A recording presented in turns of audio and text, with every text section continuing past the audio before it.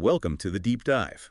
You send us the sources, we pull out the key knowledge, the stuff that, well, makes you instantly smarter. That's the plan. Today, we're jumping straight into understanding the Arab culture. Our mission: pinpoint the core differences between Arab and Western perspectives, chapter by chapter. Sounds good. And for you, our listener, the learner, we're aiming for real clarity here, those aha moments, cutting through any potential overwhelm. Keeping it focused. Okay. So the source is excerpts from this book. Let's get right to it. The preface, what's the author trying to achieve? Well, right away, the author states their goal pretty clearly. It's about giving Westerners, specifically expats and business people, a straightforward guide to key aspects of Arab culture. Practical insights then, not overly academic. Exactly. Actionable stuff from the start. And they acknowledge complexity right up front too, don't they? Culture isn't monolithic. Right. That's a really crucial point. The author stresses you can't just paint everyone with the same brush. Age, gender, education, where someone's from, it all matters. Creates a lot of diversity within Arab cultures. So we're looking at general patterns, maybe, but not hard and fast rules. Precisely. Trends, not absolutes. And the author's own background adds an interesting layer.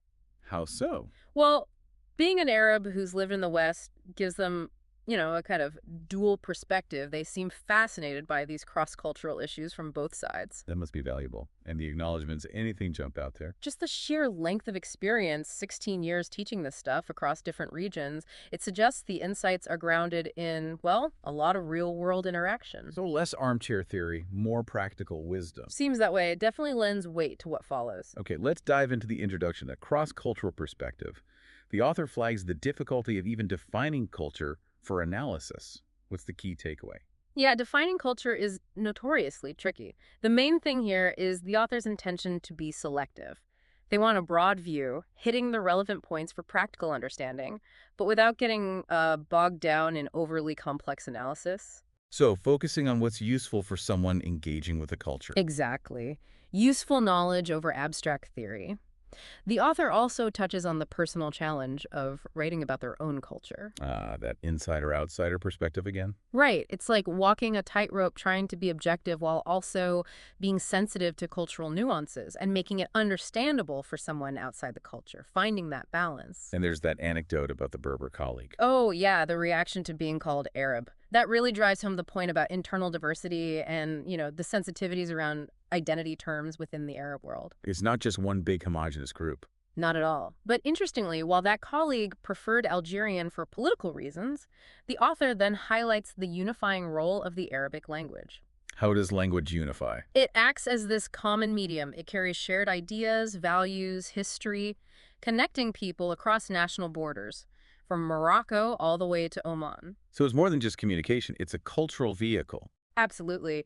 And the author notes how things like modern media and technology are actually strengthening this connection, spreading cultural elements faster than ever. Interesting. Like a cultural reinforcement happening. Yeah. But then the author cautions against taking that too far, right? Don't oversimplify. Critically important point. Age, sex, education, social class, song. These factors create massive variations. You simply can't assume everyone in the Arab world thinks or behaves identically. Plus, individual personality always plays a part. Always.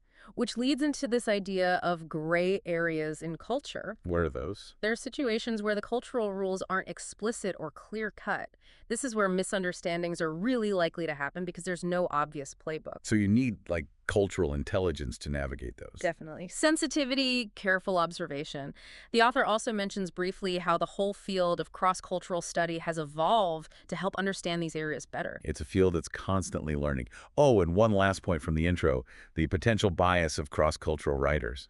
Yeah, the author points out that people who specialize in this might naturally tend to overemphasize culture's importance. It's a good self-awareness check for us, too. A bit of healthy skepticism. Oh. Okay, let's move to the 10 cross-cultural realities. It kicks off with an exercise for you, the listener. Right, asking you to think back on your own experiences abroad or in an Arab country, what you liked, disliked, what puzzled you. The idea is to jot them down and revisit them. Making it personal and relevant from the start. Exactly. Connect the theory to your reality. The author then distinguishes between levels of cultural understanding, operational, tactical, and strategic. Can you break those down? Sure. Operational is kind of the day-to-day how things work. Tactical is more about understanding the opportunities and risks, especially in business, how to navigate the system effectively. And strategic. Strategic is the bigger picture, how to introduce change, the long-term view. The author says this book mainly focuses on the first two. The practical stuff you'll encounter first. Makes sense. The next reality is going beyond visibles. Yeah, this is the classic iceberg analogy, isn't it? What you see, food, dress, customs, is just the tip. The real substance is underwater. Exactly. The deeper values, beliefs, assumptions, that's what truly drives behavior. You need to understand the why behind the what. Which ties into the next point. Holding your judgment. Don't rush to conclusions about unfamiliar behavior. Right, because behavior is complex. Culture's a piece, but so are personalities, circumstances, etc. Judging quickly often says more about our cultural lens than theirs. Avoid personalization and generalization. Good advice. Then there's the inevitable discourse between cultures. It means interaction will happen. We live in a globalized world.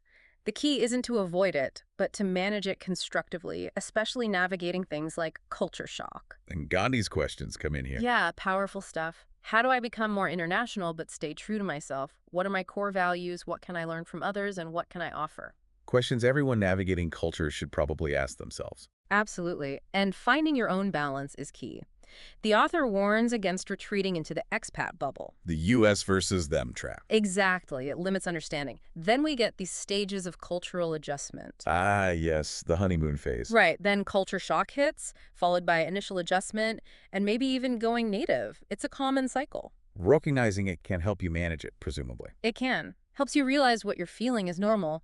Interestingly, the author notes even full integration can bring its own readjustment challenges if you eventually go back home. So cross-cultural experiences sound like they really stretch you. Definitely. They offer perspective, moderate your views, help you grow personally. The author also makes a point about Western self-criticism, What's that? that Westerners often focus on their own culture's flaws, but should also recognize the positive things others admire about it. Seeing ourselves as others see us. That links to the next reality. Perception is reality. Crucial point in cross-cultural settings.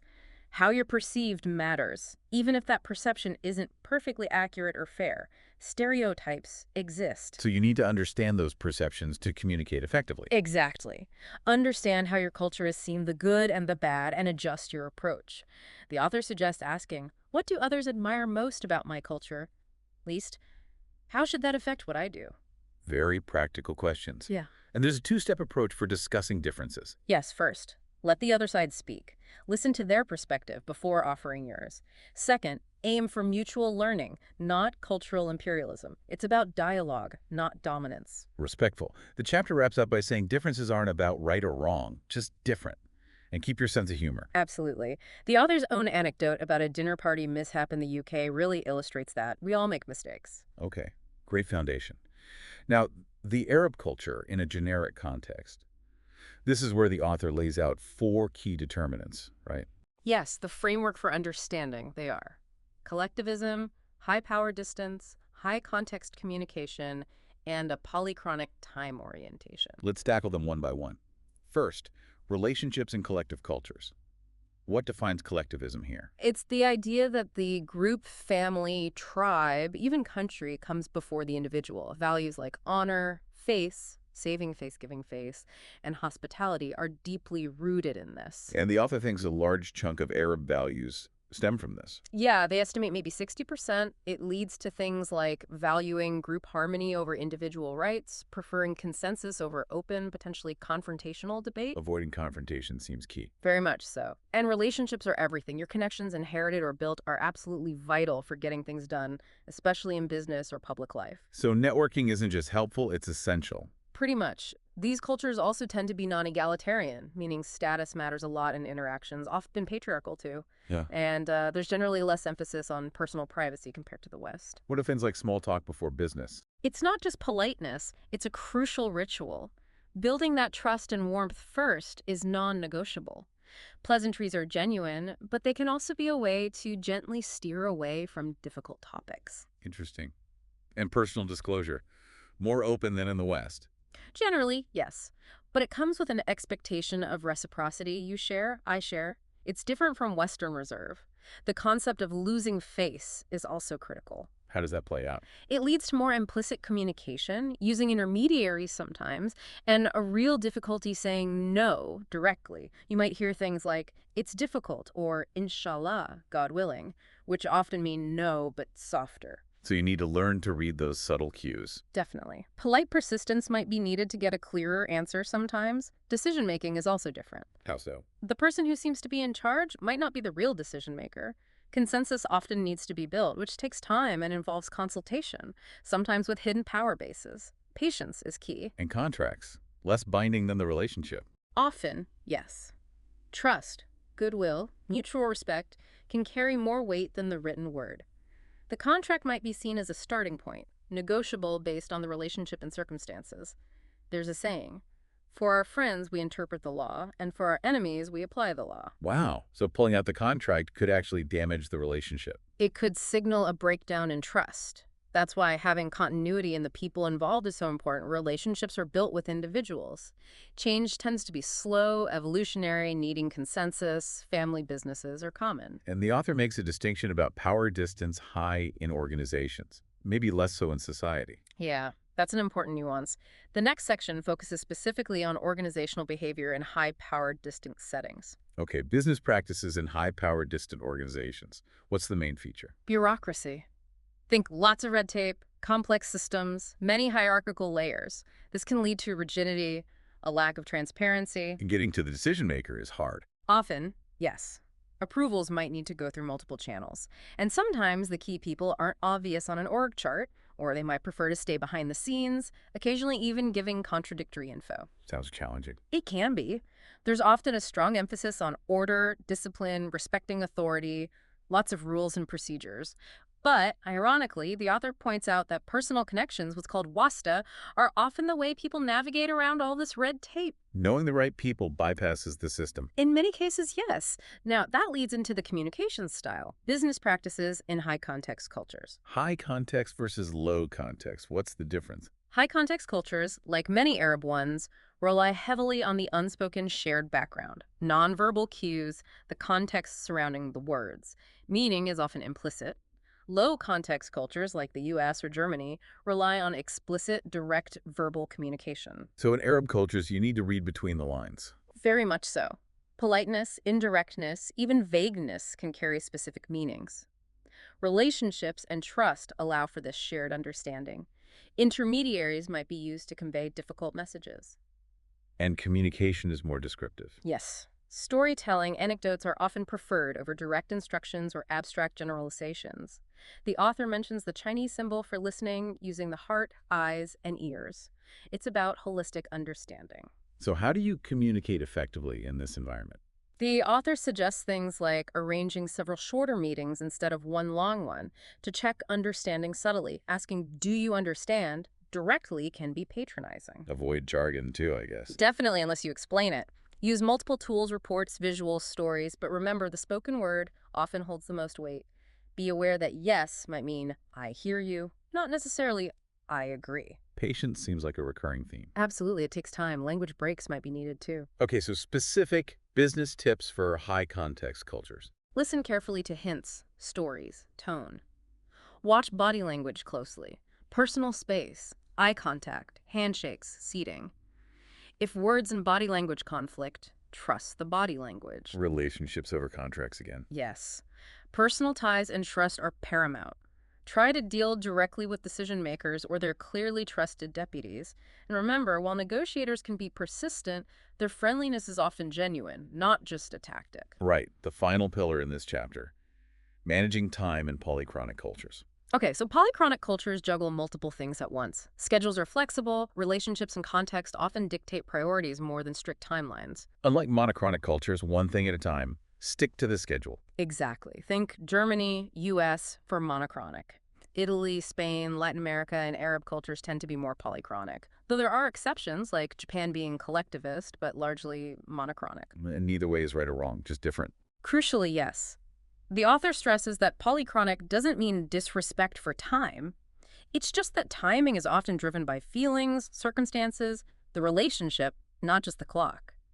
So meetings might run long if things are going well. Yes, you capitalize on the moment. Interruptions are normal, multitasking is expected. Plans are flexible and can change easily. You might discuss several unrelated topics in one meeting. What's the advice for navigating this? Be prepared for things to take longer. If you have deadlines back home, explain potential delays proactively. Understand that personal interaction, socializing, favors, advice is woven into the business fabric. The manager might be seen almost as a father figure. Okay, that framework, collectivism, power distance, context, time, really sets the scene. Now, the business pyramid chapter builds on this. Yes, it integrates those four determinants into more specific, practical business advice, acknowledging the increased complexity. First point seems familiar. Build relationships before talking business. Non-negotiable. Be patient, persistent, but firm on substance. The author uses the phrase, hard on issues, soft on people. And watch out for those hidden meanings again. It is difficult. Might it- Do my best, maybe. Could all mean no, or I need more time? Listen to the stories, the idioms, the real answer might be embedded there. Body language is huge. Interpret space. Eye contact, seating. Communication style is elaborate. Often flowing, detailed. Don't assume English proficiency is perfect. Maybe cover key points from different angles. Presentation matters. Look professional. Exceed expectations if possible, but don't let style replace substance. Dress code is important. Expect interruptions. Yes, especially with people you know well or during disagreements. Learn how to manage them politely. With senior officials, expect an initial sort of formal speech or lecture due to power distance. Listen respectfully, but don't necessarily take every word literally. Tone and tempo matter too. Absolutely. Gestures, use of space, eye contact, it's all part of the message. Showing humility, admitting mistakes is generally well received. Direct confrontation is usually avoided. Saving face is key for everyone. What about written communication? Might be less frequent than in the West because of the emphasis on the spoken word and maybe language barriers. When it is used, especially by older generations, it can be quite formal and flowery, though concise writing is still appreciated. Meetings can be long, with interruptions like phone calls. Very common. Meeting outside the office, like for coffee, might get you more focused attention sometimes. And again, lots of pleasantries and small talk up front. Use that time wisely to build rapport and gather info. Building warmth and trust before business. And delivering on promises is critical. Hugely important for maintaining that trust. Be prepared to extend your visit if needed to finalize things. Reciprocate hospitality generously. Large meetings, often more about showing respect or information sharing than making actual decisions. Hierarchy can stifle open debate in those settings. Okay, moving to working with organizations. Relationships are key within the organization too. Absolutely. Networking internally is vital. Try to figure out who your friends and potential adversaries are. Factionalism can exist, sometimes involving vested interests or even corruption. There might be multiple hidden power bases. And expect negotiation on everything. Pretty much. Counterparts might question every detail of a proposal. Don't give away concessions too early based on vague future promises. A good relationship provides flexibility, but it can't salvage a fundamentally bad deal for you. Make sure you're talking to the right people. Yes, ensure the right level of seniority is involved, especially for final decisions. And be aware that delegation and empowerment might be limited in high-power distance cultures. People might need time and clear signals to feel comfortable taking responsibility. Got it. Next chapter, a pan-Arab perspective. Yeah. This reminds us these are general patterns, right? Exactly. The author reiterates that exceptions exist and that politics and economics, while important context, aren't the focus here. The cultural issues discussed are still relevant, even as the region changes. Some demographics are given population size, distribution. Yeah, nearly 300 million people concentrated in North Africa. Contrasts between wealthier Gulf states reliant on foreign labor and poorer, more populous countries. Mentions moves towards reform while trying to maintain stability. What are the main unifying forces mentioned? Two big ones. The Arabic language as a language of the Quran, and a shared medium creating linguistic unity despite national differences. And Islam, the religion of the majority. The region's historical position as a crossroads is also noted. But diversity is also acknowledged. Yes, the historical division between Mashrek, East, and Maghreb, West North Africa, is mentioned, along with dialect differences. Algerian apparently being the most distinct, defines the Arabian Peninsula and the GCC countries. Notes the dual Arab-African identity of places like Sudan. Yeah, it mentions distinct groups like the Amazigh and Kurds. Right. The Amazigh Berber people in North Africa with their own identity, and the Kurdish people across several countries. points out that despite distinct political aspirations, they often share many cross-cultural traits with their Arab neighbors. The book mainly focuses on pan-Arab values, but flags regional variations like Turkish or Persian influences in certain areas. Okay, let's focus on the Arabic language. Yeah. Key points. It's the language of the Quran, obviously vital. The advice is clear. Learn at least basic phrases and greetings. It's seen as a courtesy and deeply appreciated. There's an anecdote about that. Yes, a Korean engineer speaking broken Arabic absolutely floored an Arab official in a good way. The effort counts for a lot. Learning tips include intensive programs, practice, limitations of self-teaching beyond basics. Difference between spoken dialects and universal literary Arabic. Yes, literary Arabic is understood across the region, but mastering spoken dialects takes years, even after formal training. Translation needs creativity, not just literal accuracy, to preserve meaning.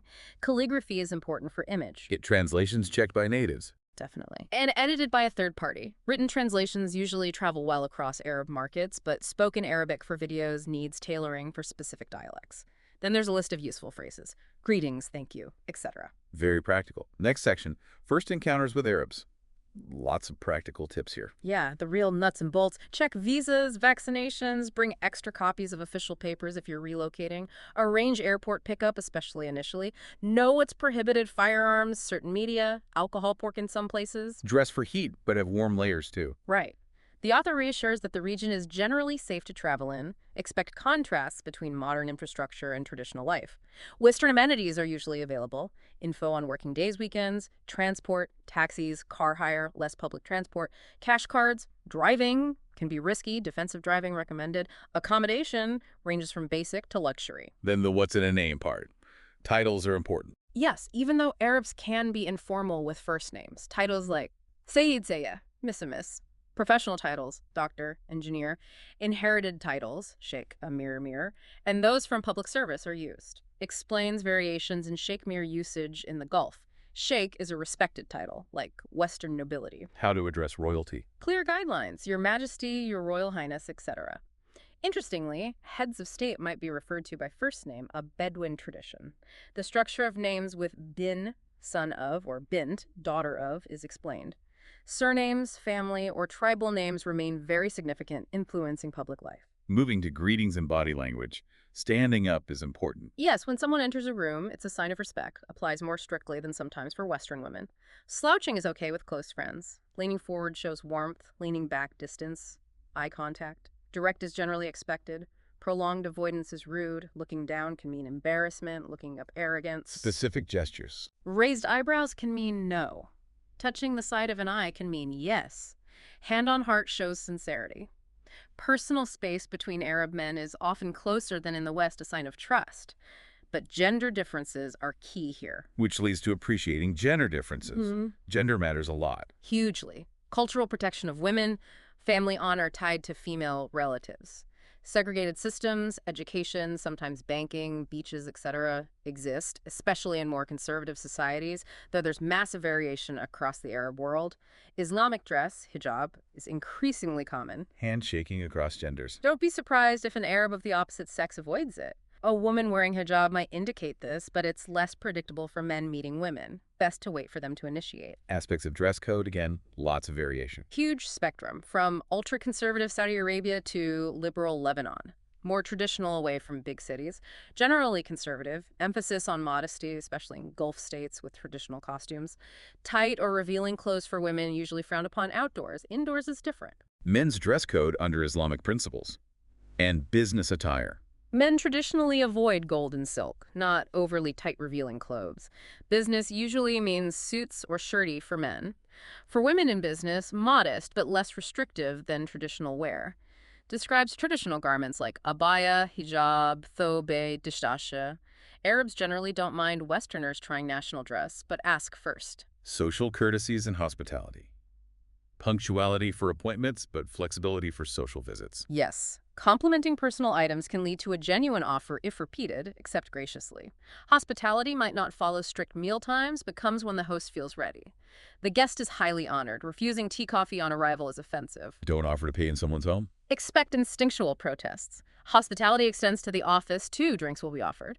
The author shares a lovely anecdote about getting stuck in the sand and receiving incredible hospitality, showcasing these values. Values and attitudes. Coffee is significant. Immensely. Bedouin and Turkish styles. Symbol of honor, hospitality. Refusal can be insulting. There are serving rituals, regional variations, tips on drinking Turkish coffee. Let sentiment settle. Tribalism still matters, influencing appointments, weddings, conflict resolution, even if less overtly than in the past. Author shares a personal story about tribal intervention after a car accident. Contrasting views on self-worth. Western focus often on work achievements, Arab concept more rooted in family status and contribution, strong family unit provides support, cousin marriage is common, culture is both paternalistic and maternalistic, respect for age is high, elder care homes viewed negatively. Making conversation. Author suggests moving beyond avoiding politics, religion, women by asking curious, non-judgmental questions. Family and sports, especially football, are safe topics. Storytelling is valued. Expect personal questions. Answer openly but with discretion. Good eye contact, moderate tone, gestures are important. Summarizing management values. Personal approach, relationship-oriented, intuitive, polychronic, hospitable, open-door policy. Spoken word supreme over written. Active listening ears, heart, eyes, paying attention to nonverbals. Learn basic Arabic. Okay, final chapter. Experiencing Arabia. Kicks off with socializing with Arabs. Highlights the reward of integrating beyond the expat bubble. Uses arranged marriage as an example of cultural differences, the process, dowry, divorce penalties. Describes weddings as huge celebrations, often without alcohol. Gift etiquette varies. Family visits during Eid holidays are important. Christmas, Easter celebrated by Christian Arabs. Lists popular sports. Art events often by invitation. Social dynamics when visiting homes, greeting everyone, initial silence is okay. Then the desert experience. Big influence on culture. Profound. Shaped hospitality, hygiene rituals, architecture, courtyards, high walls, burial practices. Recommends guided desert visits to appreciate its tranquility and harshness. Mentions activities like wadi bashing. Arabic food. Go beyond Lebanese. Definitely. Huge regional diversity. Gulf, Indian Persian influence. North Africa, couscous. Fertile Crescent, kibbeh, cherry meat. Mentions Iraqi maskouf, Yemeni food. Spices are fresh and cheap. Best way to experience real food is through local friends inviting you home. Souks. Markets. What's the advice? Enriching experience. Specialized markets exist, often cheaper. Bargaining is expected, ranges vary, often better range prices than supermarkets. For antiques ornaments, get local advice due to fakes. Remote villages might offer more genuine items. Getting out and about. Activities. Camel and horse racing, popular in Gulf, free entry usually. Various sports seasons, football biggest. Water sports, golf, mainly expats, tourists. Cultural events, ask locals. Expat social life is active. Living conditions. Variable but good for expats in cities. Generally, yes. Comparable to Europe or North America in major cities. Okay. Discusses housing options, expat compounds versus local houses, welcoming neighbors, healthcare, private clinics, good local hospitals, complex cases referred west, schooling, good international schools and capitals, fewer options elsewhere. And the final section is on Islam, a way of life. Provides context. Global Muslim population size, growth, diversity. Arabia is the spiritual home. Arabic the holy language, but Muslims are worldwide. Recommends reading about Islam. Notes diversity in practice, focuses on basic principles. Discusses post-9/11 interest, Israeli-Palestinian conflict significance, Islamic history heroes, then the 5 pillars. Yes. Shahada, faith declaration. Salat, prayer. Zakat, charity. Psalm, Ramadan fast. Hajj, pilgrimage. Explains the meaning of Islam, submission, self-improvement. Jihad, effort against sin for justice. Emphasizes oneness of God, Allah, reverence for prophets, rejection of idolatry. Describes the Quran, Prophet Muhammad's life and role. Islam governs all life, linking belief and deeds. Explains Sharia, God's law. Details each pillar. Prayer times rituals, Ramadan fasting purpose, Zakat's role, Hajj's symbolism and events, Kaaba, Eid al-Adha, sacrifice. And finishes with practical do's and don'ts. Respect prayer times. Dress modestly, especially Ramadan religious sites. Use right hand for eating greeting. Be discreet with alcohol. Respect symbols. Avoid deep debates without knowledge, but ask curious questions. Understand religion's importance. Be mindful for scheduling. Cautious visiting mosques. Respect Ramadan rules. Visit friends during Eid. Never use Mohammedans. Phew, okay. So that brings us towards the end of our deep dive through the source material. It's been a comprehensive look. To quickly recap the core differences highlighted in understanding the Arab culture, We've consistently seen this emphasis on collectivism over individualism. Right, the group focus. High power distance, especially within organizations, contrasting with more egalitarian Western structures. Definitely a key point for business. High context communication relying on the unspoken, the relationship, the situation. Much more implicit than the direct, explicit style common in the West. And finally, that polychronic approach to time, flexible, relationship-driven multitasking. Yeah, very different from the linear, schedule-focused monochronic view. But the crucial takeaway, as the author stresses repeatedly, is the diversity within Arab cultures, isn't it? Absolutely essential. These are broad brushstrokes. You have regional differences, national variations, individual personalities. Hmm. Avoiding stereotypes is key. You need to understand the nuances. Right. And for you, the learner, we hope this walkthrough has provided a clear and structured grasp of these significant cultural distinctions presented in the source. Hopefully those aha moments landed. So maybe a final thought to leave you with. Go for it.